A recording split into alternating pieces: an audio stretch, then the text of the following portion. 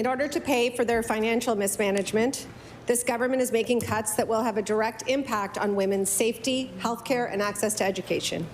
Cuts to the domestic violence court in Halifax and Sydney, which we heard about, trauma-informed care at the IWK, programs which came out of recommendations from the Mass Casualty Commission. This government has acknowledged that intimate partner violence is an epidemic. It is irresponsible and harmful to cut programs and services that help vulnerable women and gender-diverse people. Madam Speaker, I want to ask the Minister of the Status of Women, why should women experiencing violence and trauma have to pay for this government's financial mismanagement?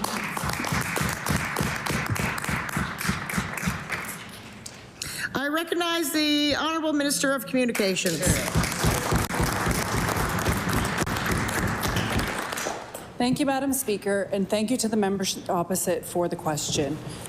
Survivors and victims of intimate partner violence or gender-based violence need to be met with integrity, with strength, and with confidence. And I'm very confident that through difficult decisions that we've made, we are still servicing survivors and victims of gender-based violence at the highest level. In our across-government approach, we still have $115 million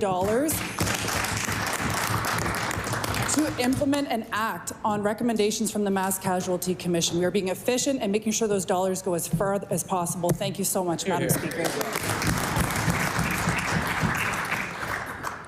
I recognize the Honourable Leader of the Official Opposition. Thank you, Madam Speaker. I hope at some point we will get an answer. This is perplexing. We are cutting from the most vulnerable Nova Scotians, and the money government is saving is a drop in the deficit bucket. Why choose these programs? These aren't the only cuts that are harmful to women in the province. The government is cutting the caregiver's benefit by 20%, a benefit that goes primarily to women. Taking care of family members who need support is a difficult and important task. Nova Scotians who are taking care of aging or ill loved ones need more help, not less. How can this government claim they're defending Nova Scotia while they're stripping away supports for women?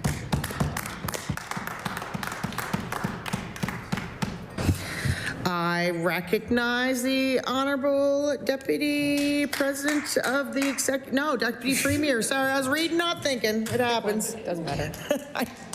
I'm not perfect, surprise. Thank you, Madam Speaker, and thank you to the member for this important question. What is important for Nova Scotians to understand, Madam Speaker, is that the Departments of Opportunities and Social Development, which includes a $26 million investment for gender-based violence alone just from my department, and my Department of Seniors and Long-Term Care, Madam Speaker, both of those budgets are going up by $110 million each, Madam Speaker.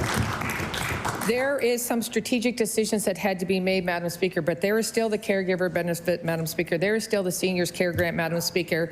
There are 7 brand new nursing homes that are going to be opened this year alone, Madam Speaker. That is care that Nova Scotians have asked for, and that is care that our province is delivering.